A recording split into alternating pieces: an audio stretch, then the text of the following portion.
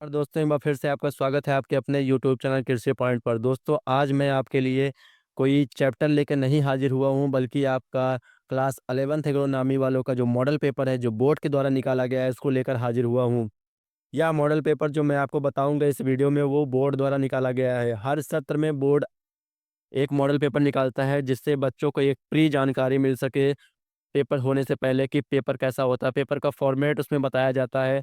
और साथ साथ पेपर कौन से क्वेश्चन कौन से नंबर के आएंगे, कितने नंबर के आएंगे, ये सारी जानकारी उस पेपर में दी होती है। कभी कभी ये मॉडल पेपर बहुत हेल्प करता है, इसमें से कभी कभी क्वेश्चन मिल भी जाते हैं। तो मेरी राय है कि अगर आप बोर्ड एग्जाम देने जा रहे हैं तो ये मॉडल पेपर देख के पहले ज़रूर जाएँ, इस मॉडल पेपर को पूरा सॉल्व कर लीजिए। हो सकता है आपके पेपर में, आने वाले पेपर में, जो 2024 और 25 का जो पेपर होने वाला है एग्रोनॉमी का, उसमें से क्लास 11th वालों के लिए मिल जाइए।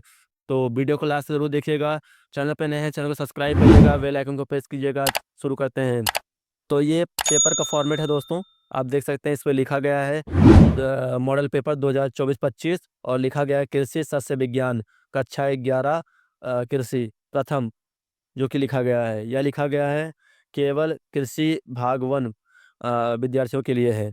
पेपर जो है वो 50 पूर्णांक का होता है। जैसे आपको पता होगा समय जो होता है 3 घंटा 15 मिनट होता है। यहाँ पर आपको निर्देश दिए गए हैं जिसको इंस्ट्रक्शन बोलते हैं, वो दिया गया है कि कौन सा क्वेश्चन कितने नंबर का रहेगा और कौन सा क्वेश्चन किस प्रकार आएगा। जैसे इसमें लिखा गया प्रश्न संख्या 1 बहुविकल्पीय है, प्रश्न संख्या 2 से 6 तक निश्चित उत्तरीय है, प्रश्न संख्या 7 से 11 तक अति लघु उत्तरीय हैं। इनमें से प्रत्येक का उत्तर 20 शब्दों के अंतर्गत दीजिए। अगला जो पॉइंट लिखा गया इसमें प्रश्न संख्या 12, 13 व 14 लघु उत्तरीय हैं। इनमें से प्रत्येक का उत्तर 200 शब्दों के अंतर्गत दीजिए। आगे देखते हैं, इसमें लिखा गया प्रश्न संख्या 15, 16 तथा 17 दीर्घ उत्तरीय हैं। इनमें से प्रत्येक का उत्तर 300 शब्दों में दीजिए। आगे देखते हैं, लिखा गया है सभी प्रश्नों के निर्धारित अंक उनके सम्मुख अंकित हैं। अब देखते हैं बहुविकल्पीय प्रश्न, जो कि प्रश्न नंबर 1 है। इसमें देखते हैं तो गेहूं की बौनी जातियों के जनक। आपको पता होगा जब मैं आपको गेहूं की खेती पढ़ाया था तो उसमें आपको बताया था ये सारे पॉइंट कि गेहूं की जो बौनी जात के जो जनक है वो डॉक्टर नॉर्मन ई बोरलॉग है। अगर आपको यकीन नहीं होगा तो वीडियो डिस्क्रिप्शन बॉक्स में है, जाके लिंक, आप गेहूं की खेती देख सकते हैं। उसमें पूरा चैप्टर वाइज पढ़ाया हूँ, एक एक पॉइंट को डिस्कस किया हूँ मैं। रोग नियंत्रण, बॉटनिकल नियंत्रण, सब छोटे छोटे पॉइंट्स को पढ़ाया हूँ। आपको पता होगा जो लोग मेरी वीडियो देखते होंगे उनको पता होगा मैं सारे छोटे छोटे पॉइंट्स और बाकी दीर्घ उत्तरीय प्रश्न, अतिलघु उत्तरीय प्रश्न, यूपी कैटेड, आईसीआर, जितने भी छोटे छोटे पॉइंट होते हैं मैं सारे चैप्टर को डिटेल में समझाता हूँ और डिटेल में डिस्कस करता हूँ। वो सारे पॉइंट आपके लिए बहुत ज़्यादा उपयोगी होते हैं। अगर आप नहीं देखे हैं तो जाके ज़रूर देखिए, सारे चैप्टर को मैं पढ़ाया हूँ। इसके बाद जो दूसरा इसमें प्रश्न है वो आपका है बुआई की एसआरआई पद्धति किस फसल के लिए संयुक्त है। आपको पता होगा जब मैं धान खेती पढ़ा रहा था तो उसमें आपको बताया था एसआरआई पद्धति, तो ये धान की खेती के लिए है, यानी धान के लिए है। आगे है गन्ना पकने पर ब्रिकस प्रतिशत यानी कुल बिलीय लवण होना चाहिए। अगला जो प्रश्न है वो है खैरा बीमारी निम्नलिखित में से किस फसल पर लगता है। आगे है जो निम्न में से कौन सा प्रमुख पोषक तत्व नहीं है। दोस्तों अगर अभी तक आप नहीं पढ़े हैं तो जाके प्लीज पढ़ लीजिए। मैं क्लास 11th एग्रोनॉमी का चैप्टर वाइज आपको पढ़ाया हूँ, सारे चैप्टर को पढ़ाया हूँ। लिंक जो डिस्क्रिप्शन बॉक्स में है, आप प्लेलिस्ट को खोल के पूरे चैप्टर वाइज पढ़ सकते हैं। पूरा डिटेल में पढ़ाया हूँ मैं आपको। आपको कहीं से पढ़ने की ज़रूरत नहीं है। आप चाहे यूपी का टेट, आईसीआर किसी का एग्जाम दे रहे हैं, आपको पूरा chapter wise point two point पढ़ाया हूँ लिख के, मैं नोट्स के माध्यम से पढ़ाया हूँ। आपको कहीं जाने की ज़रूरत नहीं, नोट्स के माध्यम से पढ़ाया हूँ मैं। आगे देखते हैं।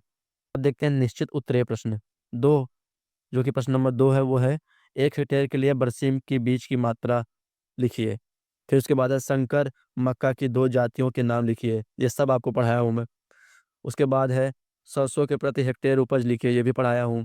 चने की उगथा रोधी एक प्रजाति के नाम लिखिए। आलू की बीज दर प्रति हेक्टेयर लिखिए। अगला जो है अति लघु उत्तरीय प्रश्न इसको 7वां, जल क्रांतता के 2 कारण लिखिए।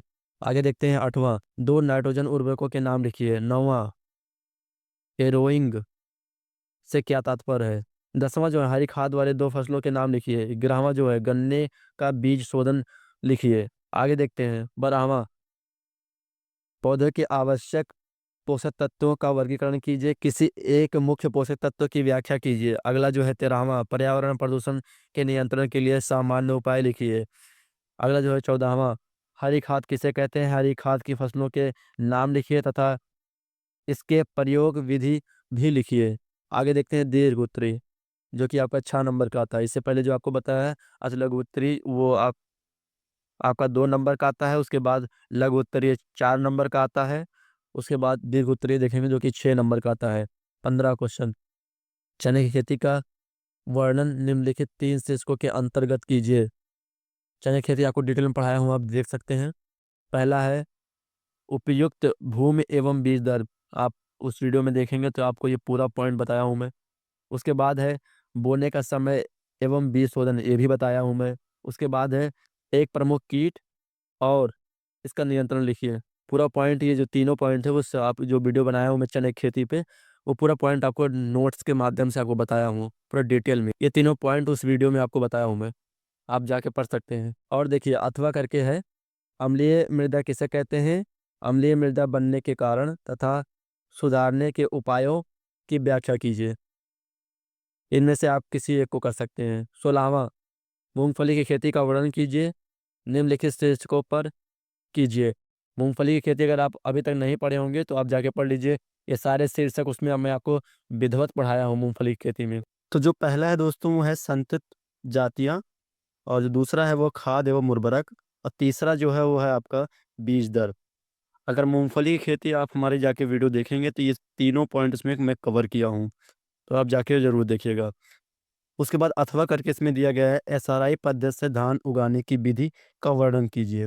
एसआरआई पद्धति भी आपको मैं धान खेती में पढ़ाया हूँ, तो आप उसको भी देख सकते हैं। इन दोनों में से आपको केवल एक करना था, और जो करेंगे आप उसमें आपको 6 नंबर मिलेगा। अगर मूँगफली खेती में केवल संतुलित जाति आप बता पाते तो 2 नंबर मिलता, खाद और उर्वरक बता पाते तो 2 नंबर मिलता, और बीज दर बता पाते तो 2 नंबर मिलता। यानी 2, 2, 2 यानी 6 हो गए। पूरा सवाल कर लेते तो आपको 6 नंबर मिल जाता। अब देखते हैं प्रश्न संख्या 17, जो कि है निम्नलिखित में से किन्हीं 3 पर संक्षिप्त टिप्पणी लिखिए। मतलब इन पाँचों में से आपको केवल 3 करना है। तो नंबर 1 जो है वो है अंधी गुड़ाई, और दूसरा जो है वो आपका फसल चक्र, तीसरा जो है उकड़ रोग, चौथा जो है मृदा प्रोफाइल, और पाँचवा जो है बरसीन में बीज उत्पादन। दोस्तों यहाँ पर पूरा आपका पेपर कंप्लीट हो गया। 17 क्वेश्चन थे और सभी को करना था।